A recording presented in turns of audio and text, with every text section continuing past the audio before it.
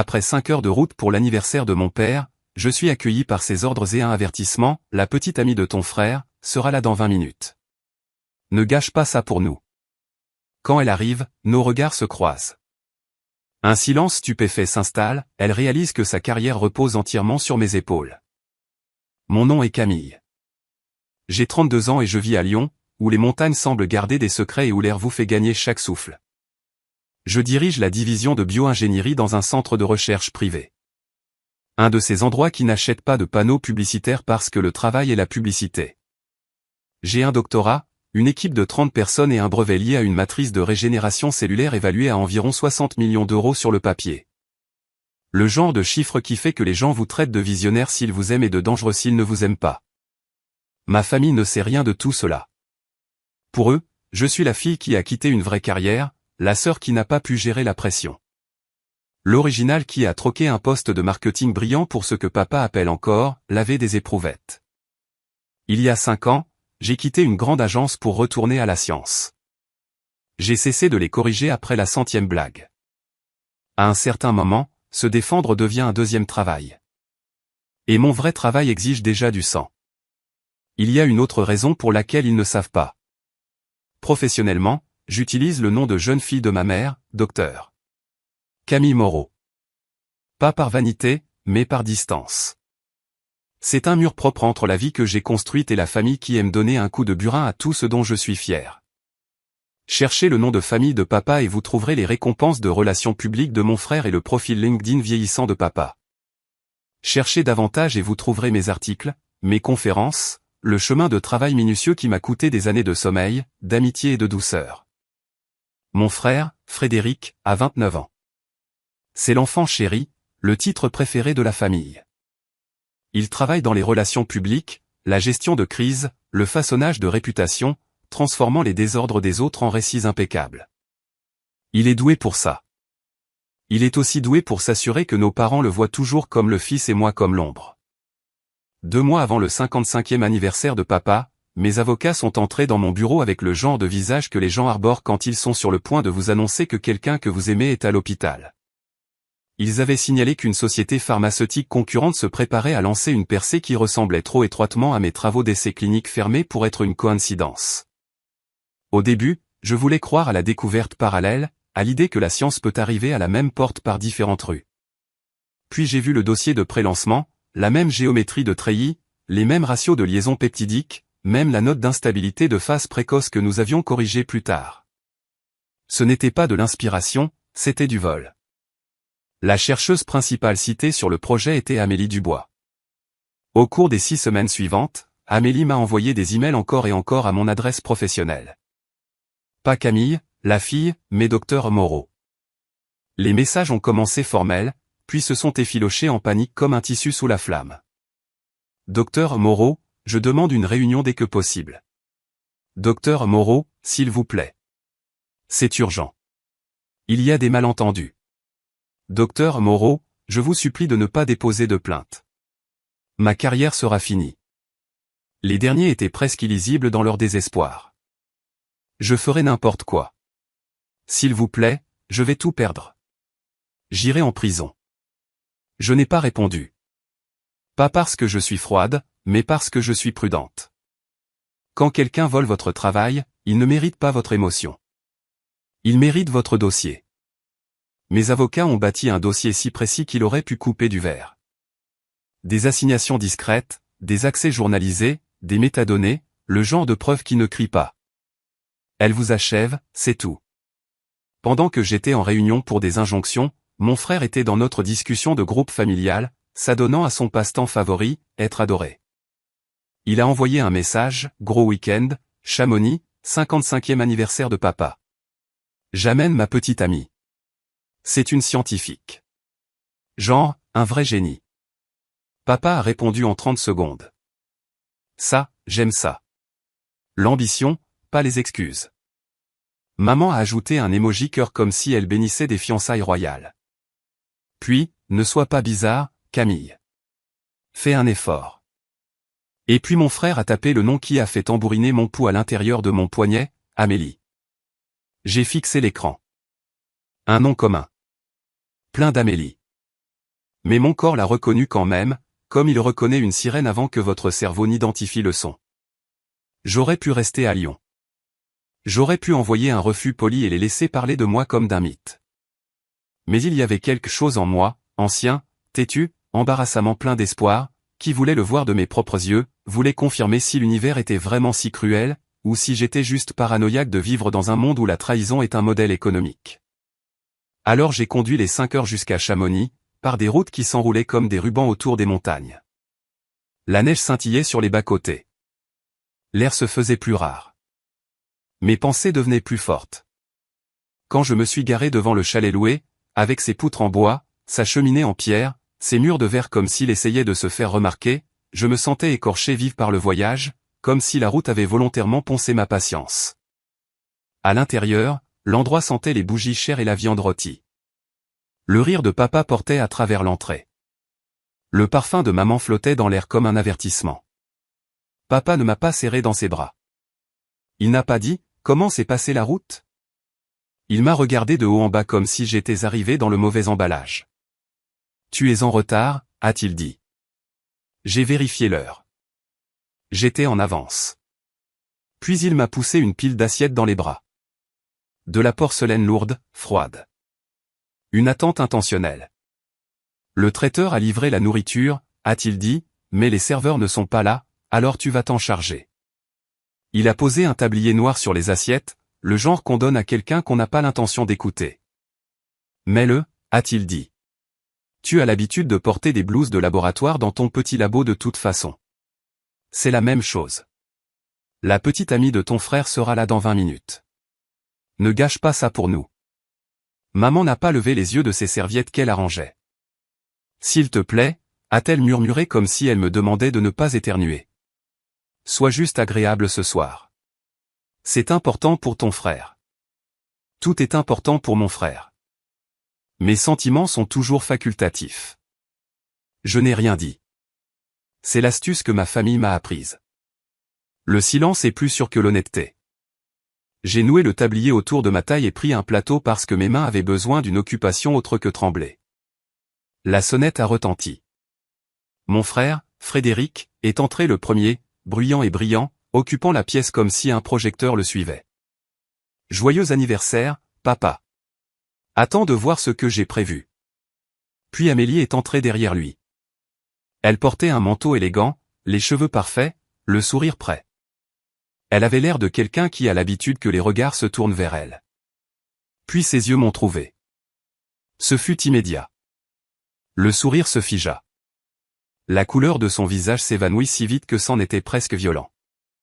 Son sac glissa de son épaule et tomba au sol avec un léger bruit sourd qui résonnait étrangement comme de la culpabilité. Mon frère se tourna, confus. « Chérie, ça va ?» L'altitude. Amélie déglutit. Sa gorge se noua comme si elle venait d'avaler du verre. « Ça va, dit-elle, mais sa voix était faible. Elle fixa mon tablier comme s'il s'agissait d'un piège, puis de nouveau mon visage et je la regardais être frappée de plein fouet par la réalisation.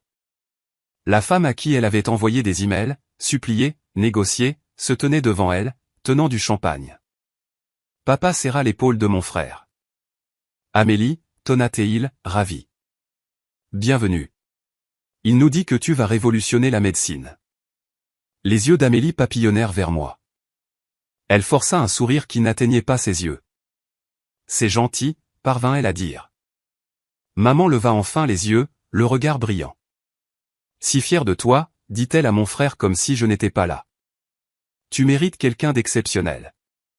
Mon frère sourit comme s'il avait gagné un prix. Puis il me jeta un coup d'œil, l'irritation pinçant sa bouche. Camille, tu aides. Aide, comme si j'avais été volontaire. Comme si on ne m'avait pas tendu des assiettes comme une punition. Les invités sont arrivés. Les amis de papa, les amis de maman, des gens qui disaient des choses comme « magnifique » et « éblouissant » de tout leur cœur. La pièce se remplit de rires et de tintements de verre. Je me déplaçais parmi eux avec le plateau, versant du champagne, ramassant les assiettes vides, jouant le rôle que ma famille préfère, utile, silencieuse, invisible. Amélie était assise à table comme si elle attendait un verdict. Elle touchait à peine sa nourriture. Chaque fois que je passais derrière elle pour remplir son verre d'eau, elle sursautait.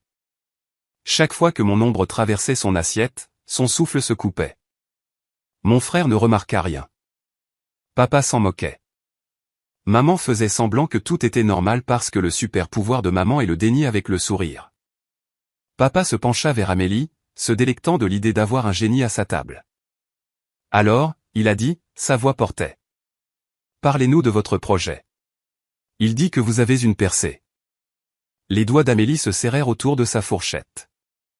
C'est compliqué, dit-elle. Papa fit un geste de la main. Nous pouvons gérer le compliqué. Mon frère rit. Elle est juste modeste. Dis-leur, Amélie, épate-les. Les yeux d'Amélie papillonnèrent vers moi. Une supplication silencieuse, une menace silencieuse. Je gardai mon visage calme. Je continuai à bouger. Dans ma tête, la voix de mon avocat résonnait comme un métronome. N'interviens pas, laisse les preuves parler. Le dîner se transforma en une torture lente et délibérée. Papa et mon frère louaient Amélie comme s'ils investissaient en elle. Mon frère se vantait de sa reconnaissance mondiale et de sa capacité à changer le monde. Et papa acquiesçait comme s'il se voyait déjà sur ses futures photos de presse. Maman souriait comme elle sourit quand elle est près de la gloire reflétée. Et puis papa décida que la pièce avait besoin d'un spectacle. Montre-nous, exigea-t-il, en désignant le sac d'Amélie. Tu as apporté le modèle, n'est-ce pas? Je veux voir à quoi ressemble le génie. Le visage d'Amélie se crispa. Ce n'est pas vraiment, mon frère tendit la main vers son sac quand même. Possessif, fier, ignorant. Il sortit sa tablette comme si c'était un tour de fête et commença à faire défiler. Camille, lança-t-il alors que je posais un plat. Arrête de faire du bruit. Tu la distrais. Je fis un petit son d'excuse et le regardai ouvrir le fichier. Le modèle 3D apparut à l'écran. Une matrice en treillis que j'avais fixée pendant des années, une géométrie si familière que c'était comme voir ma propre écriture sur la lettre d'amour de quelqu'un d'autre, les mêmes courbes, les mêmes sites de liaison, mon brevet habillé de sa palette de couleurs. Les yeux de papa s'écarquillèrent. Maintenant, ça, dit-il impressionné, c'est ce que signifie laisser une trace. Puis il me regarda, toujours debout dans mon tablier, tenant des assiettes sales. Fais attention, Camille, dit-il, assez fort pour tout le monde. C'est comme ça qu'on laisse une trace dans l'histoire, pas en rinçant des verres et en appelant ça de la science. Les invités rirent poliment. Les gens rient toujours quand un homme puissant est cruel. Le rire est une permission tacite. Quelque chose en moi se mit en place. Pas de la rage. La rage est salissante. Pas de la douleur. La douleur est ancienne. C'était de la clarté, nette et précise. J'ai posé les assiettes, j'ai lentement défait le tablier, et je l'ai laissé tomber sur la table à côté du gâteau comme un drapeau qu'on plante. Les bavardages se firent plus rares, les têtes se tournèrent. Le sourire de mon frère vacilla. Les sourcils de papa se froncèrent. Je marchai vers la tablette. Je ne la touchais pas encore. Je regardais juste l'écran, puis Amélie. Elle était pâle, les yeux brillants, respirant superficiellement.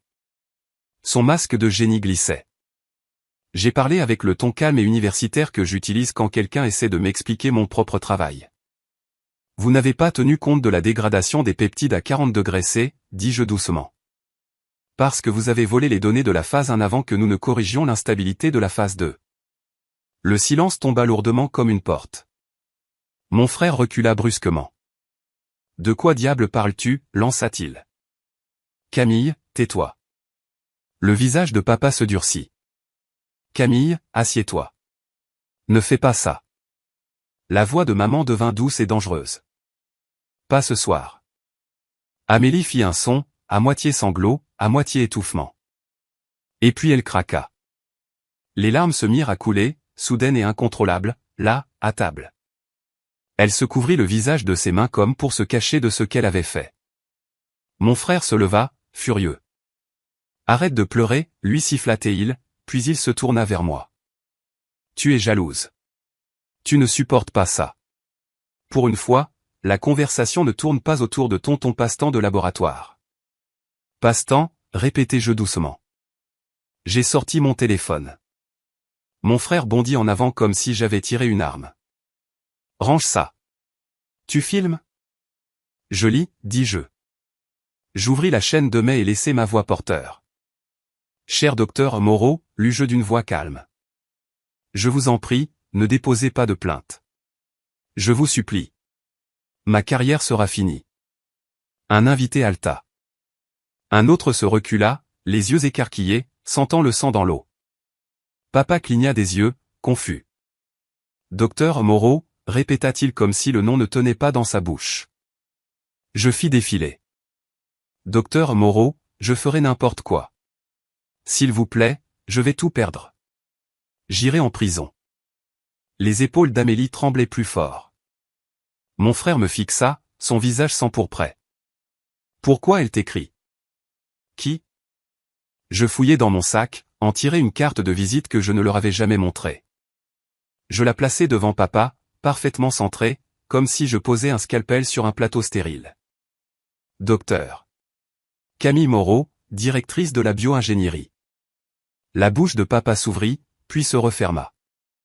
Il fixa la carte comme si elle l'avait insulté. Maman se pencha en avant, plissant les yeux, comme si les lettres pouvaient se réorganiser en quelque chose de plus sûr si elle les fixait assez fort. Mon frère saisit la carte et la lut 2 fois. Sa voix était faible. Ce n'est pas toi. C'est moi, dis-je. C'est moi depuis des années. Papa retrouva enfin sa voix, et elle semblait plus petite que je ne l'avais jamais entendue. Pourquoi ne nous as-tu pas dit? Je le regardais. L'homme qui m'avait tendu des assiettes, l'homme qui avait raillé mon travail devant des étrangers. L'homme qui voulait soudainement le crédit d'une fille qu'il avait traitée comme du personnel. Parce que vous n'avez jamais demandé, dis-je. Mon frère claqua sa main sur la table. Tu dis qu'Amélie t'a volé, demanda-t-il. Qu'est-ce qu'elle est? Une criminelle? Amélie leva la tête, les yeux égarés, le maquillage coulé. Non, s'étouffa T.L.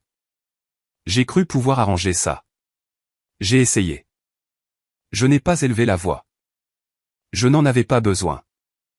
Mes avocats ont déposé une plainte de 25 millions d'euros ce matin, dis-je. Votre entreprise l'a reçue avant le déjeuner. Le souffle d'Amélie se coupa brusquement. Non, murmura-t-elle. Non, non. Papa se repoussa de la table, en colère maintenant parce que la colère est son seul outil. Le jour de mon anniversaire, aboya-t-il. Tu ferais ça, tu ruinerais cette soirée. Cette soirée, répétai-je, et mon sarcasme fit enfin surface, froid et éclatant. Tu veux dire la soirée où tu m'as fait porter un tablier et servir tes amis pour que tu puisses impressionner une voleuse? Le visage de mon frère se crispa. Tu fais ça pour me détruire, cracha-t-il. Tu toujours, non, dis-je. Et je laissai la suite de ma phrase atterrir avec une précision chirurgicale. Amélie a commencé à coucher avec toi il y a 1 mois parce qu'elle a appris mon vrai nom de famille. Elle pensait qu'en se rapprochant de toi, elle se rapprocherait de moi. Tu étais un levier, pas un amour. La pièce devint si silencieuse que j'entendais le feu crépiter. Mon frère se tourna lentement vers Amélie comme s'il craignait que le mouvement ne le brise. Est-ce vrai? Demanda-t-il, la voix soudainement petite. Amélie ouvrit la bouche. Rien n'en sortit. Son silence fut l'aveu. Le visage de mon frère s'effondra. Il s'assit lourdement, fixant la table comme si c'était la seule chose solide qui restait. Papa regarda entre eux, stupéfait, puis de nouveau vers moi. Camille, dit-il, la voix se brisant en une sorte de supplication. Nous sommes une famille. Pourquoi? Pourquoi ne m'as-tu pas dit qui tu étais? Tu veux dire, pourquoi ne t'ai-je pas dit que j'étais utile, dis-je doucement. Les yeux de maman brillèrent de larmes offensées. Ce n'est pas juste, claqua-t-elle. Nous t'aimons. Vous aimez l'idée que vous vous faites de moi, dis-je. Une fille tranquille, une fille commode, une fille qui ne vous embarrasse pas en existant en dehors de votre scénario. Amélie se leva brusquement, sa chaise raclant le sol. Elle saisit son sac d'une main tremblante. Je suis désolée, sanglota-t-elle, me regardant comme si j'allais être miséricordieuse. S'il vous plaît, je vais arranger ça. Je signerai. Vous ne pouvez pas, dis-je. Pas cruel, juste factuel. Vous avez déjà fait la partie qui ne peut être défaite. Elle regarda mon frère, désespéré. Mon frère ne la regarda pas. Il fixa la table, la mâchoire serrée, comme s'il pouvait réduire l'humiliation en poussière. Amélie se précipita vers la porte. L'air froid s'engouffra lorsqu'elle l'ouvrit brusquement. Puis le claquement résonna dans le chalet comme une faim. Pendant un instant, personne ne bougea. Les invités se tortillèrent inconfortablement. Quelqu'un s'éclaircit la gorge. La musique de la fête jouait toujours quelque part, joyeuse et déplacée, comme un mensonge qui n'avait pas reçu le message. Papa finit par parler, mais sa voix, Camille, dit-il, fixant ma carte de visite. Toi, tu es millionnaire. J'ai failli rire. La question était si parfaitement lui. Pas, est-ce que tu vas bien? Pas, qu'est-ce que tu as enduré? Juste, qu'est-ce que cela peut faire pour moi? Je réussis, corrigez-je. L'argent est juste ce que les gens remarquent quand ils ne peuvent rien comprendre d'autre. Maman s'approcha de moi, l'expression cassante. Tu l'as donc caché, accusa-t-elle. À nous. Je l'ai protégé, dis-je. De vous. Mon frère leva la tête, les yeux rougis. Et maintenant, murmura-t-il. Tu vas la détruire? Me détruire? Je vais faire respecter la loi, dis-je. Et je vais arrêter de faire semblant que votre confort compte plus que mon travail. La mâchoire de papa se serra. Nous sommes tes parents, dit-il, essayant de reprendre de l'autorité. Tu n'as pas à, j'ai le droit, l'interrompis-je, et ma voix resta calme parce que le calme est ce qui fait écouter les gens quand ils ont l'habitude de crier. Tu ne me possèdes pas. Jamais tu ne m'as possédé. Je cherchais mon manteau. La pièce me semblait trop chaude, trop épaisse de parfum et de déni. La voix de maman s'aiguisa. Ne pars pas, claqua-t-elle. Pas après avoir tout gâché. Je glissai lentement mes bras dans mes manches. C'est vous qui avez tout gâché, dis-je. J'ai juste arrêté de faire le ménage derrière vous. Le visage de papa changea, le désespoir s'infiltrant. Camille, ma chérie, nous ne savions pas. Nous aurions été fiers. Fiers maintenant. Quand cela pourrait se refléter sur lui, quand cela pourrait être utilisé comme une histoire lors des dîners. Je le regardais ainsi que la vulnérabilité que j'avais apportée dans cette maison. Un reste d'espoir que la famille puisse un jour ressembler à un foyer s'évapora enfin. Parce que vous n'avez jamais demandé, dis-je de nouveau plus doucement. Vous avez juste supposé. J'ouvris la porte. La nuit de Chamonix me frappa le visage comme la vérité. Froide, vive, pure. La neige scintillait sous la lumière du porche, indifférente au drame humain. Derrière moi, maman siffla. Incroyable. Après tout ce que nous avons fait pour toi. Je fis une pause, la main sur la poignée, et me permis de savourer un instant le goût de la liberté sur ma langue. Joyeux anniversaire, papa, dis-je. Tu peux laver les assiettes toi-même. Puis je sortis. L'air froid emplit mes poumons, et pour la première fois de la soirée, je pouvais respirer sans ravaler mes mots. Je marchais vers ma voiture, mes bottes crissant sur la neige. À l'intérieur, les fenêtres du chalet brillaient chaleureusement, et des silhouettes s'agitaient derrière, des gens s'affairant à recoller les morceaux de la soirée, à réécrire l'histoire en quelque chose qui ne les ferait pas paraître cruels. Mon téléphone vibra alors que je me glissais sur le siège conducteur. Papa, maman, mon frère. L'écran s'illumina comme un battement de cœur implorant. Je ne répondis pas. Je démarrai le moteur. Les phares fendirent l'obscurité, traçant un chemin sur la route de montagne. En m'éloignant, je vis le chalet rétrécir dans mon rétroviseur jusqu'à ressembler à n'importe quelle autre boîte lumineuse dans la neige. Impressionnant de l'extérieur, creux à l'intérieur. Le procès ferait ce que les procès font. L'entreprise paniquerait. Le nom d'Amélie deviendrait une histoire édifiante dans les couloirs des conférences. Mon frère devrait vivre avec le fait qu'il avait été utilisé et qu'il avait aidé à monter la scène de mon humiliation.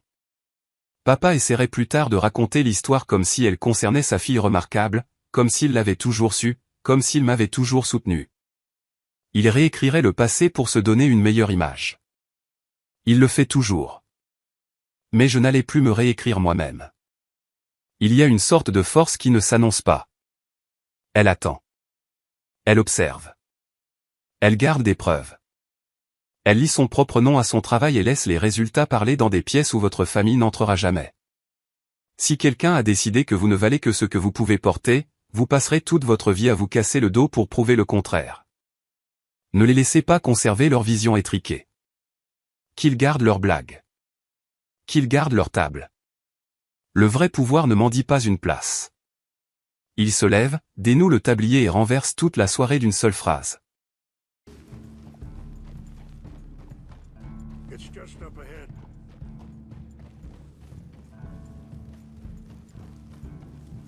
What's happened? No! It can't be.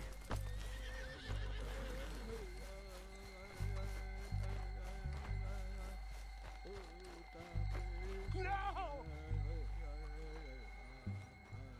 They destroyed everything! I need to find the Chanupa. Who would do this? Someone who wanted to enrage you.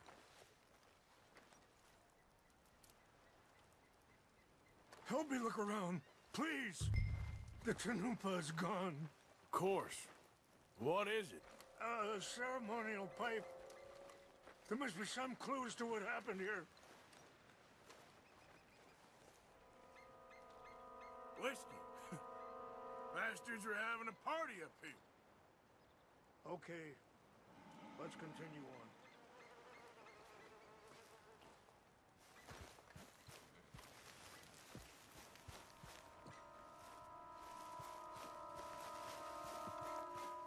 What reason would they have? Reason? Nah, they don't do anything by reason.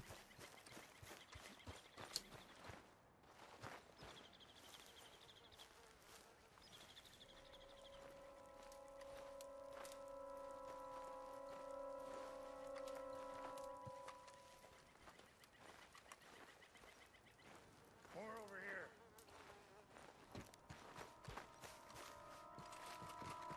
An empty bottle of whiskey. Well, if they drank all that, they couldn't have gotten too far. Yeah, well, still no sign of the Chanupa.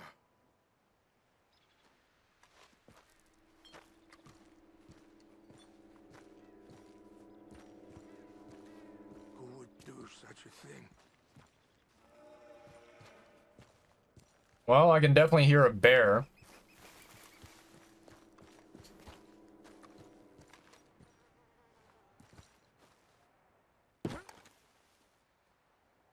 Look there.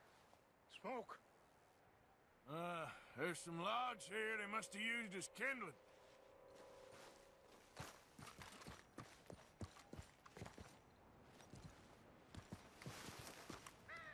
Oh, I see the smoke. Morgan, there's someone down there. Yep, I see him. Do you have any binoculars? Oh, there they are. These brave men. Some of Colonel Favor's men. Must have been the ones who did this. Are you surprised this happened? Not at all. But I hope we were past this. Well, you got land they want. Land with oil.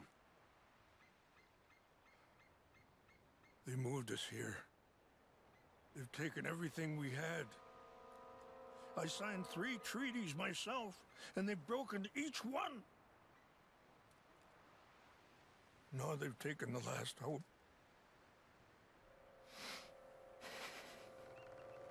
Now my people are going to want a war. A war they can't win. Not if I get it back. Get it back? Yeah, I'm gonna go in, get your Chanupa, no one will be any the wiser. Would you do that? Well, you can't go, they know why you'd come. I, don't have any money. No, I don't need your money. Please see if they have our sacred items. But try not to hurt anyone. Try, huh? Yeah, sure. I'll try to ensure that they never even know I'm there, but actions don't always go the way you plan. True.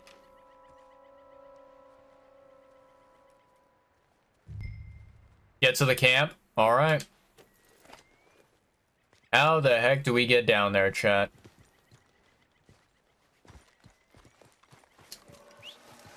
Are you not going down there? I am.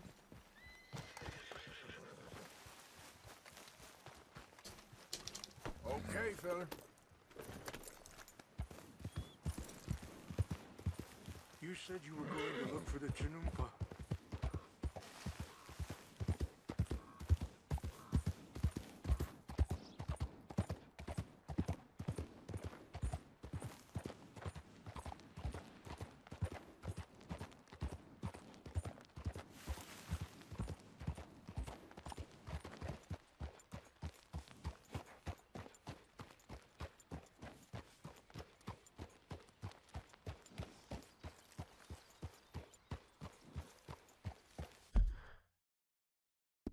Okay.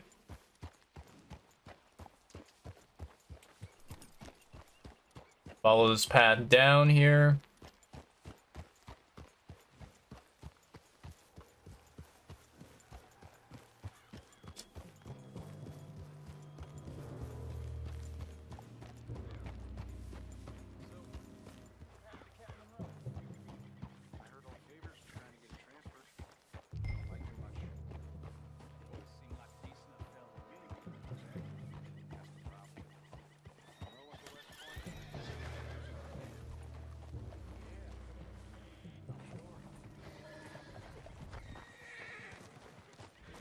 What's wrong with this horse?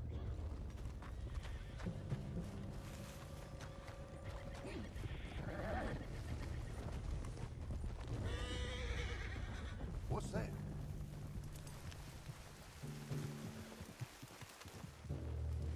Who's there?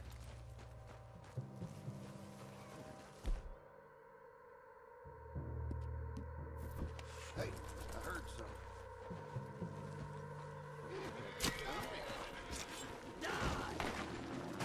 They got your place ready in hell.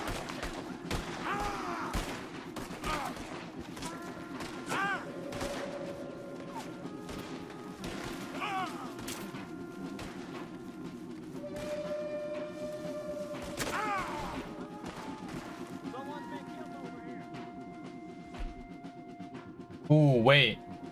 I only have my pistols? What the hell?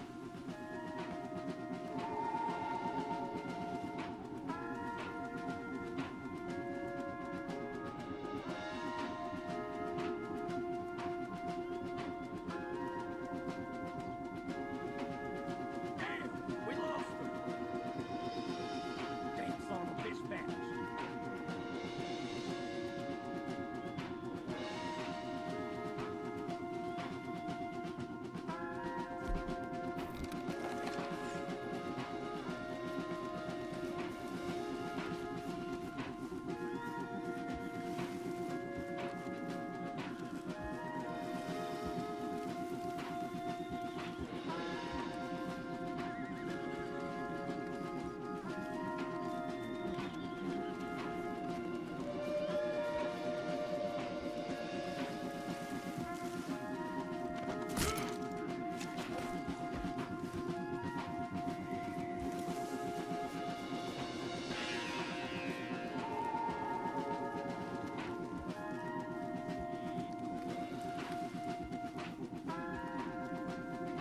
I do like this music a lot, chat.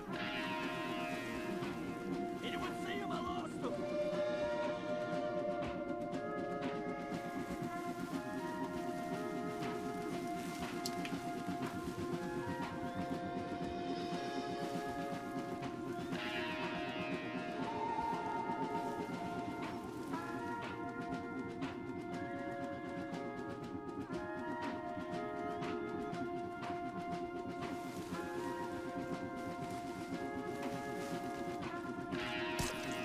You're dead.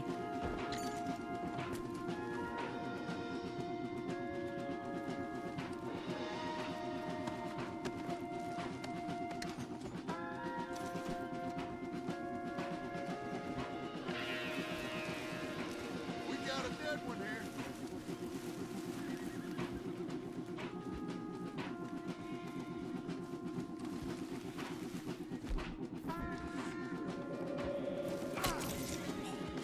Nice.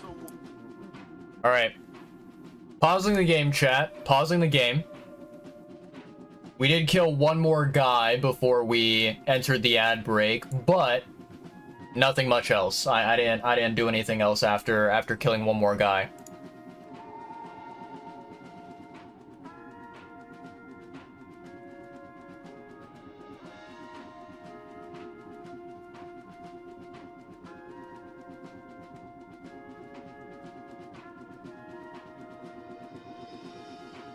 All right. I think we're looking good, chat. How much time do we